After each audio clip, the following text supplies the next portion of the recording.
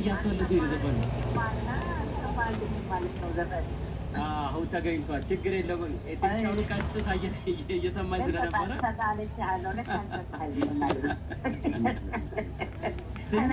አይ አይደለም እየተፈለገ ስለሆነ ነው። አሁን ማወራሽ እኮ ለዚህ ነው። አየለ ነው ቴክኒሻኑ እየፈለገ ስለሆነ ነው ኩኩዬ። እና አንቺ ትንሽ ስትይው ድረስ እሱ ከስር ሌላ ዘፈን ነበር የተዘጋጀው።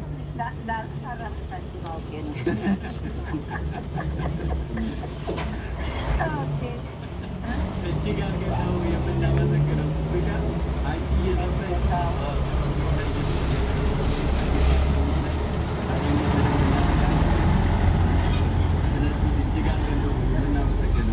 መልካም ቀን። ማታ እንገናኛለን። ብቅ እንላለን። በጣም ነገር በሰላም ያገናኛል። ሰማያችሁ ድረስ ደህና ሁኑልኝ።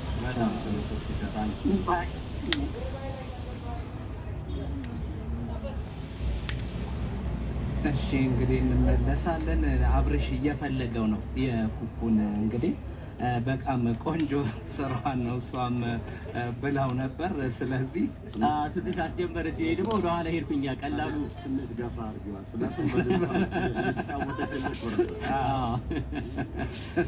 እሷ ጀመር አድርጋው እኔ ደግሞ የድሮ ዘፈን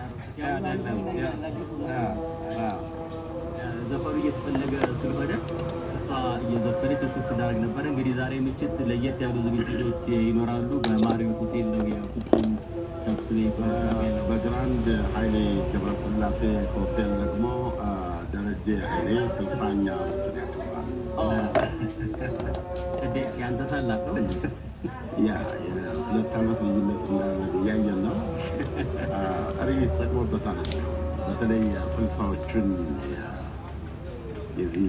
የስልሳዎቹን የኢትዮጵያ የፖለቲካ ሽኩቻ ዘመን በደንብ የሚያውቅ አበጥሮ ያነበበ ዋኪንግ ላይብረሪ ነው ደረጀ እና ብዙ ወዳጆቹ በዛሬው ዕለት ይታደማሉ ተብሎ ይጠበቃል። የዘፈን ዝግጅቶች ያለው ኦፍኮርስ እዛ ነው። ከዚህ ማማ ይቀራል፣ ከዛ ማንም አይቀርም። በዚህ አጋጣሚ በኋላ ላይ እንዳነሳና እንኳን አደረሰው እንደው ደረጀ በጣም የሙዚቃ ሰው ነው። አንተስ እንደምታውቀው ደረጀ የሚወደው ሙዚቃ ነው። ምን ልንመርጥለት ይችላል? ደረጀ በጣም ሙዚቃ አዳምጣ ሙዚቃ ያዳምጣል። በጣም ሙዚቃ ከሰዎችም ያደርጋል። ገና አንዱ በጣም የሞተረም